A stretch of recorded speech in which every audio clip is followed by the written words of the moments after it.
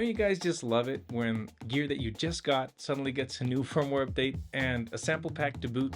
Well, today I want to talk to you about the most recent Polyend Play update, as well as my initial impressions after having used it for a couple of weeks now. For full transparency's sake, know that the good people at Polyend did send me the Play and I did get early access to the firmware so I could try out before its official release. But they are not paying me to make this video, they have no editorial or creative input on the video, nor did they get to see it before you do. So with that said, let's talk about the Play. So the biggest feature or bug fix in this firmware update, for me at least, has got to be the way that it handles recording and previewing of the notes on a selected track. One of the things that was almost a deal breaker for me when I first started using the Play was that for some strange reason, if you selected a track, you couldn't hear the notes whether you tried playing it on the onboard keypad or from an external MIDI controller. And it was pretty puzzling, and it's kind of a weird creative choice that you couldn't do that on this boot box. Seeing as I'm really big on improvising and then live recording notes instead of regularly just programming them in, this presented a huge setback in what enjoyability and usability of the Play was concerned for me. Thankfully, the new update adds this functionality, so now you can select a track and figure out what you want to play before pressing live record and putting it on paper. This makes it feel way more intuitive and useful than it already was, and it makes it feel like a much more cohesive and well thought out music creation tool. Another great feature that I'm really happy to report that exists now is the ability to export your tracks or the master track into an SD card. Especially since lately I've been reintegrating Ableton back into my music making workflow for multi-tracking, editing, mixing, and mastering my music. I really appreciate that not only can you now export either individual tracks as stems or the master track, now you can actually export entire pattern chains as either stems or masters, which means that you could practically finish an entire song on the Play in what music and structure is concerned, and then export it into your DAW for adding a few things as well as mixing and mastering and giving the project its final form. It adds a practical layer of flexibility to the handling of your project that takes the Play into a more professional music production machine category than being just a groove box. Speaking of groove boxes and samplers, one common limitation with these devices is generally the total available memory for your current project sample pool. As with the Digitact and the tracker before it, if you're not strategic with the sample selection, filling up the sample memory is very much an easy task. Much more so in the case of the Play, where its particular set of tools and workflow encourage the use of you loading up entire folders of categorized sounds for its generative magic and all its shenanigans to really shine. So you'll most probably be loading up in bulk rather than selected individual files. Though I truly hope that we someday see some form of disk streaming in the future for both the tracker and the Play, the new update allows for clearing of all unused samples, which is a very handy feature to have if you've already done all the generative bits for a particular category or folder of sounds, like the kicks and the snares for example, and are ready to move on and keep working on other tracks like melodies or bass. If you're enjoying this video, I would really appreciate it if you took a second to click that like button, because it helps the algorithm know that this video is worth watching and maybe recommend it to other people. And if you think that the Polyend Play is the groove box for you, I'd really appreciate it if you bought it at Perfect Circuit using my affiliate link down below. That's a way that you can support this channel so I can keep making videos just like this one. Thanks a lot. As for sequencing upgrades, there are quite a few. The first, and the one that really fits my particular workflow, is the way that you can or cannot transpose notes on selected tracks now. If you select a track and hit play, you can play the onboard keyboard or external MIDI controller without affecting the notes that are already set down on your track. However, if you press Shift, the active steps will now be transposed accordingly. I find this way much easier to work with because you won't be accidentally transposing your tracks when you have one selected and are just looking to spice things up by adding a few more notes and accidentally transpose your entire track. As for auditioning and previewing notes or effects, you can now customize the preview mode into being active when the track is playing, when it's stopped, or both. Personally, I have it set on both because I really like to hear what the sample will sound like with the new effects, with the track stopped in isolation, and then fine-tune it while the track is running. So having the option to choose is a pretty nice touch.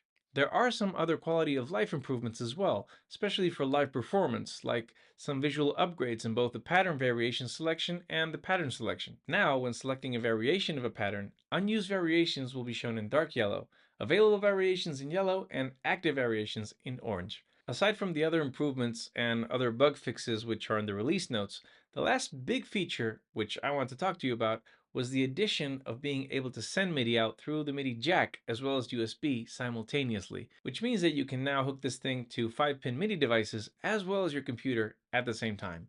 And since the Play is pretty much meant to be the brains of the operation, this is pretty much a godsend. So what about the Play itself? How about the workflow experience and what I think of it after using it for these past few weeks? The Polyend Play really is the worst thing ever to happen to writer's block in years. Now, especially for me, as a synth-focused YouTuber, this thing is particularly handy. You see, one of the things that can get pretty tough the longer you do this gig is trying to come up with new jams to try out and showcase a new synth or groovebox that you happen to get your hands on. Now, I don't know about you, but I'm not one of those guys that is just constantly inspired and can just magically whip out bangers every day on demand. I have kids, man. I need to sleep once in a while. Anyway, since I've got the Play, I kind of get the feeling that my job is going to get way easier. And that's because Polyend made this thing with really just one thing in mind, and that was to bring back the fun into music making. Now, I've seen a lot of people online getting hung up on the fact that it doesn't have an onboard synth like the Deluge, or that it doesn't have onboard sampling or waveforms. And while, yes, it would have been really cool to have those things, I think they're kind of missing the point of what the Play is and what its proposal for you is really all about. If you look around the market, you'll see that if you want a decent sampler, there are literally dozens of options out there. From the very affordable Koala app on iPad to reality-bending beasts like the Octatrack or the extremely fun and competent SB404, if you want samplers, you can have your pick. Instead, I feel that what the Play wants to bring to the table is something else entirely. It kind of reminds me of what I felt like playing with the original OP1.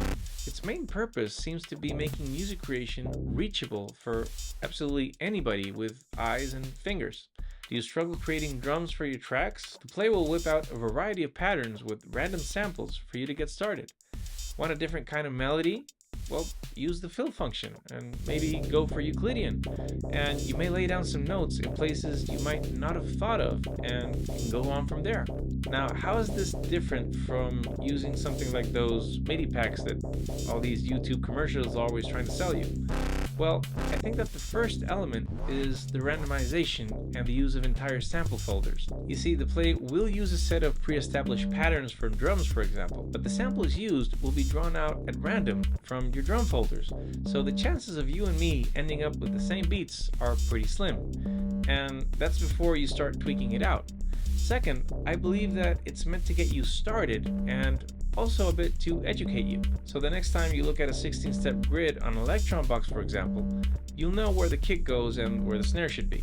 I really can't say enough about how useful and powerful the generative functions are on this thing, mainly because they can go absolutely wild or be as tame as you want them to be, and that's no small feat.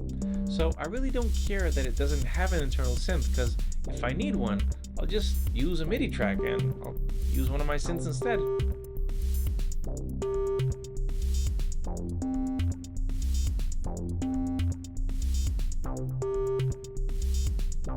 Now, for the big feature on the Play, the performance mode. I can't believe I'm going to say this, but I think that the SB404 has finally found its match. Now, I hope I don't piss off too many people with that comment, but I really think that it's true. It may take a minute to figure out what buttons do what and what effects you're going to try out and which ones are going to be your favorite, but once you do, you're off to the races. It really lends itself to getting lost for hours just juicing up the tracks you already have, and I highly recommend getting used to recording your sessions because happy accidents do happen, and here I found that they happen quite often. So I'm usually playing this hooked up to my Zoom H6 or directly into Ableton, just so I don't miss anything. Now, just before you get your gas out of control, the Play is not exactly perfect though. I do wish, for example, that we had gotten audio in just to process external audio, because frankly, the onboard effects sound really sweet, and I would have loved to use the performance mode on incoming external tracks. Now, The other gripe I have, and which I have with apparently most Polyend products, are the buttons, which aren't my favorite to be honest. Now, I have the same complaint with the tracker, and yeah, I get it. They're kind of like the signature Polyend box silicon key, but honestly, I'd pay good money for a pro version with either the Deluge type buttons or even clickety Electron type keys. However, none of these are really deal breakers though, and they haven't diminished my experience or enjoyment of the play whatsoever. Now, don't worry, I will be making a full review of this a few months from now when the honeymoon phase has subsided, so please be patient until then. As always, thank you so much for watching. I really appreciate you tremendously. And if you're interested in portable boxes just like this one, you might want to watch this video right here that I made on the Novation Circuit Rhythm, which is another really cool creativity booster. I really hope you found this video useful, or at least entertaining. Have a great week. I'll see you in the next one.